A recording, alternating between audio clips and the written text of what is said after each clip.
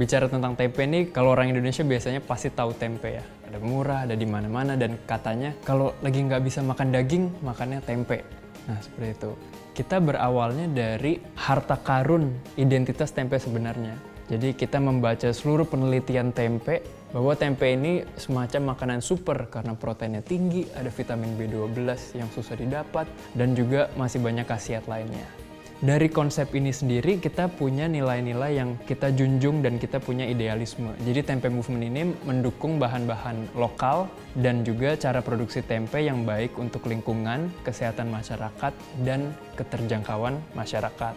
Misalnya praktek pertanian organik, ini kan sudah dipikirkan bagaimana menggunakan bahan-bahan yang alami sehingga dari proses limbah yang dihasilkan ini bisa berputar sistem pertaniannya sehingga menimbulkan dampak positif untuk lingkungan. Dan ini dari segi nutrisi juga bahan-bahan organik dapat memiliki peningkatan dari segi protein misalnya dari kedelai yang kita gunakan, kemudian antioksidan untuk beberapa produk lainnya.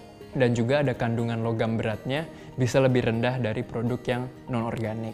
Nah, itu dari keramahan lingkungan. Sistem produksi kita ada beberapa modifikasi, yaitu misalnya dalam perendaman kedelai kita menggunakan hasil fermentasi lokal. Ini untuk mengurangi emisi dari pemasakan dan juga penggunaan air. Nah, kemudian dari segi aksesibilitas, keindahan tempe ini sebenarnya tempe itu sangat inklusif ya. Semua orang bisa menikmati tempe sebenarnya. Bahkan daerah masing-masing di Indonesia atau di dunia ini sebenarnya bisa menikmati tempe yang terbuat dari bahan-bahan yang ada di sekitar. Misalnya ada kacang mete bisa dibuat menjadi tempe, kacang merah bisa membuat jadi tempe, kacang hijau buat jadi. Jadi tiap daerah ini bisa membuat tempe jadi sendiri. Jadi inklusivitas. Nah, inklusivitas ini juga datang dari segi bahwa tempe itu halal pastinya. Jadi bisa dikonsumsi oleh masyarakat luas, kemudian juga 100% nabati. Jadi untuk yang dietnya vegan, vegetarian bisa mengkonsumsi. Tempe juga tidak ada glutennya. Jadi kalau yang butuh makanan gluten free juga bisa mengkonsumsi tempe. Itulah keindahan tempe. Nah, dari keindahan tempe ini sendiri, kita ingin membuat bahwa tempe ini mudah dan menjadi dekat untuk masyarakat baik nasional maupun internasional.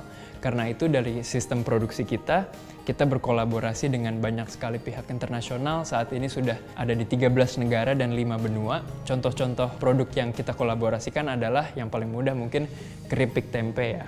Tapi kita juga bikin yang lebih mendobrak seperti mie tempe, kemudian hasil dari limbah produksinya kita olah minyaknya menjadi kosmetik. Kemudian kita juga menjual ragi tempe yang khas Indonesia, hasil fermentasi khas Indonesia untuk meningkatkan keramah lingkungan produksi tempe di Indonesia maupun di luar negeri.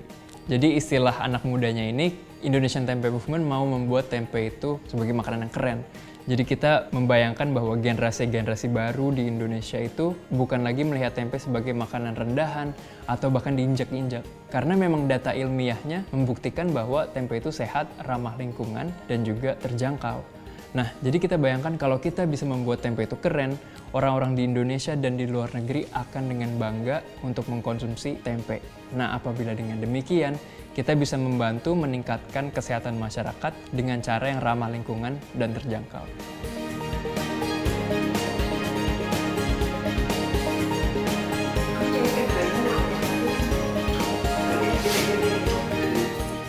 Jadi mengenai proses produksi pembuatan tempe sendiri, kita memiliki cara yang agak berbeda dengan tempe-tempe yang mungkin dibuat oleh pedagang tempe pada umumnya. Jadi kita memiliki tahapan proses produksi yang lebih singkat, lebih ramah lingkungan, dan lebih sedikit limbah yang dilepas ke alam.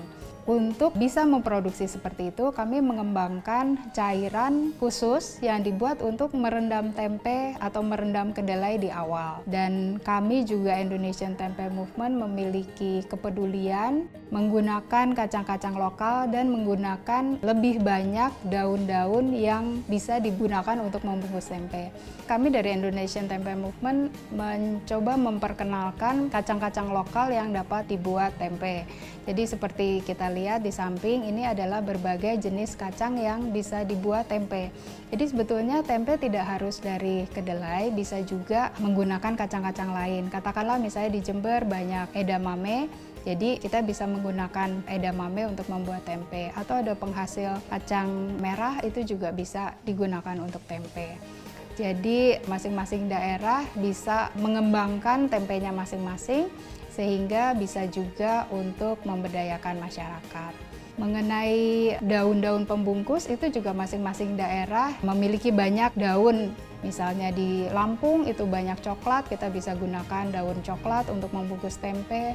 Kemudian di Bangka, Belitung kita bisa menggunakan daun simpor, daun bambu, daun pisang tentu saja, daun jati, daun waru, dan lain-lain. Nah, jadi untuk membuat tempe sendiri tidak dibutuhkan latar belakang pendidikan yang tinggi. Yang sangat dibutuhkan justru tenaga kerja yang banyak. Jadi sebetulnya tempe sangat tepat untuk memberdayakan masyarakat.